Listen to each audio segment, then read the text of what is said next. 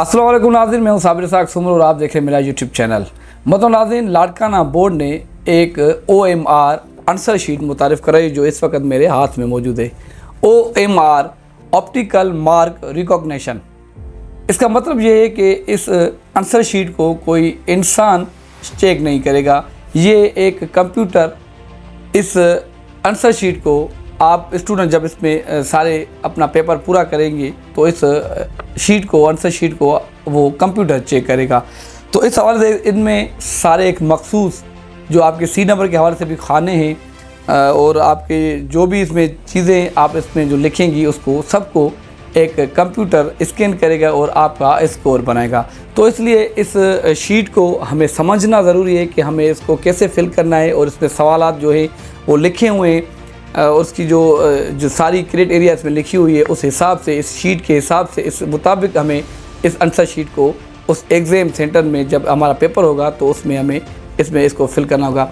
वैसे तो 9th class के लिए ये 7 पेपर होते हैं, लेकिन इनमें लाड़काना बोर्ड ने सिर्फ अभी एक ही पेपर में जो इंग्लिश का पेपर है 9th क्लास का 17 अप्रैल को उसमें ये आपकी जो है वो OMR शीट यूज़ होगी।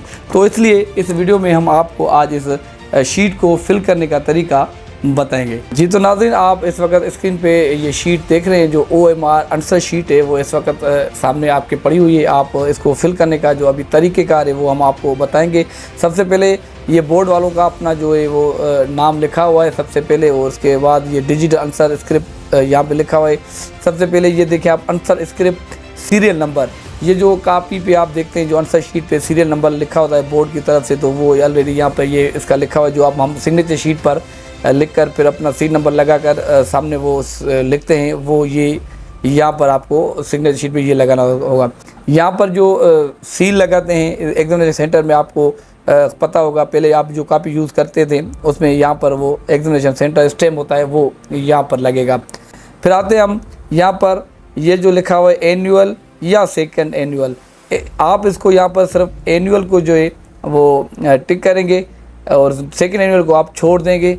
और यहाँ पर आपको एग्जामिनेशन 2025 यानी अब मैं इस कापी को फिल नहीं करा क्योंकि मैंने ये बोर्ड वालों से इजाज़त नहीं ली है कि मैं इस कापी को यूज़ करूँ, इसलिए मैं आपको ये बता रहा हूँ कि यहाँ पर जो है 2025 लिखना है हमें। उसके बाद आएंगे हम क्लास पे आपको 9th लिखना है क्योंकि ये सिर्फ 9th के लिए है फ़िलहाल। तो ये जो 17 तारीख को पेपर है उसके लिए ये कापी यूज़ होगी। ये देखिए यहाँ पर आप क्लास लिखेंगे 9th और उसके बाद आपका आ जाएगा ग्रुप आप लिखेंगे जैसे साइंस ग्रुप होता है, जनरल ग्रुप होता है, तो यहाँ पर जो भी आपका ग्रुप है आप ग्रुप के सामने लिखेंगे साइंस या जनरल। उसके बाद ये सब्जेक्ट में ये जो कापी यूज़ होनी है इंग्लिश के सब्जेक्ट में 17 तारीख को जो पेपर है 9th का, तो इसलिए आप यहाँ पर जो सब्जेक्ट है वो लिखेंगे इंग्लिश का। यहाँ पर एक सेंटर नेम आपको यहाँ पर ख्याल रखना होगा कि सेंटर नेम हमें वो लिखना है जिस स्कूल में हम इम्तिहान दे रहे हैं। जैसे कि आपको हमारे स्कूल की जो स्टूडेंट है वो government girls high school Jacobabad की स्टूडेंट इस वक्त government girls KG high secondary में एग्ज़ाम दे रही हैं। तो यहाँ पर जो एग्ज़ाम सेंटर लिखेंगी हमारे स्कूल की बच्चियाँ वो यहाँ पर लिखेंगी government girls high secondary school KG Jacobabad. तो कहने का मतलब ये वीडियो जो भी देखे उनको ये समझना है कि जिस स्कूल में वो बच्चा एग्ज़ाम दे रहा है यहाँ पर सेंटर में उस स्कूल का सही नाम लिखकर उनसे पूछकर आपको लिखना है। तो इसलिए यहाँ पर अपने स्कूल का नाम नहीं लिखना, सेंटर की जगह पे उस स्कूल का नाम लिखना है जहाँ पर आप एग्ज़ाम दे रहे हैं।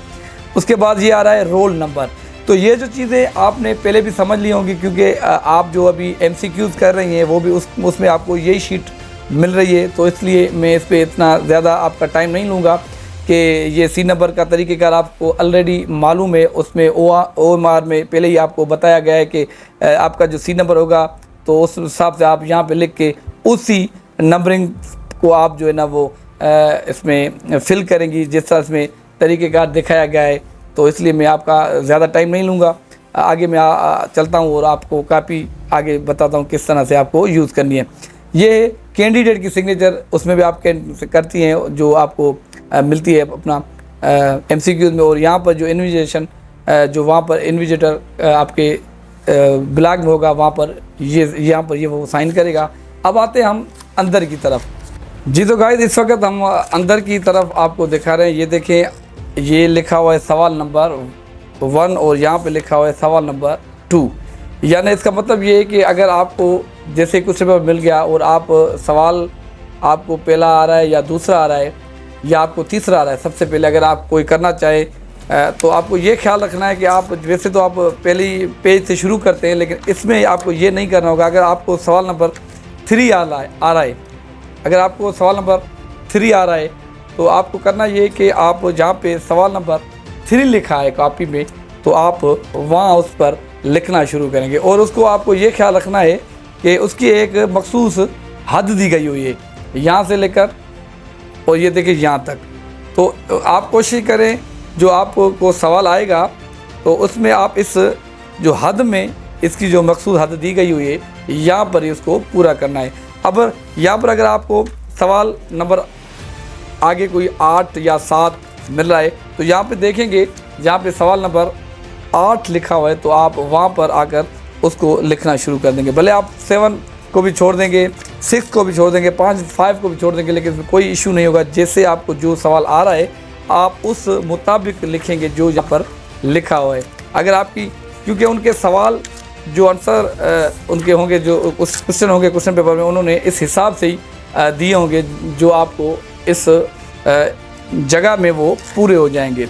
अब जैसे ये देखिए सवाल नंबर 8 है, ये क्वेश्चन नंबर 8 है, तो इसके लिए उन्होंने एक मखसूस जगह दी हुई है। ये देखें आप यहाँ से शुरू करेंगे और ये भी जो है कंटिन्यू हो रहा है, फिर आकर आप दूसरे पेज पे आएंगे तो ये भी उसके लिए दिया गया है। 8 क्वेश्चन नंबर 8 के लिए हो सकता है वो इतनी साइज़ का हो सवाल, वो यानी कि आपको उन्होंने इतने पेजेस दिए हुए हैं। फिर यहाँ से सवाल नंबर जो है यहाँ से देखिए आप 9 शुरू हो रहा है, तो अगर 9 का सवाल आपको लिखना है जवाब, तो यहाँ पर उनके जो जितने पेजेस दिए हुए हैं आप वो यूज़ कर सकते हैं। फिर यहाँ से क्वेश्चन नंबर जो है ना 10 शुरू हो रहा है।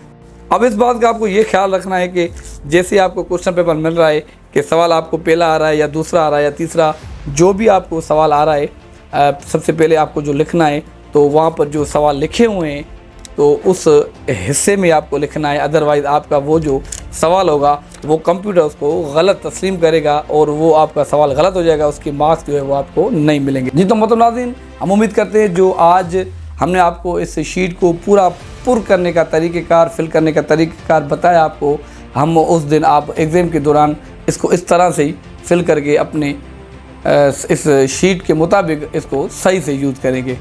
इस वीडियो को अपने दोस्तों के साथ ज़रूर शेयर करेगा, क्योंकि जिसको ये चीज़ अभी तक मालूम नहीं है, ताकि वो उस पेपर से पहले ये सीख ले और उस दिन अपनी पेपर में इस तरह से इसको यूज़ करे। मिलूँगा किसी नई मालूमाती वीडियो में, जब तक दीजिए मुझे इजाज़त। अस्सलाम वालेकुम।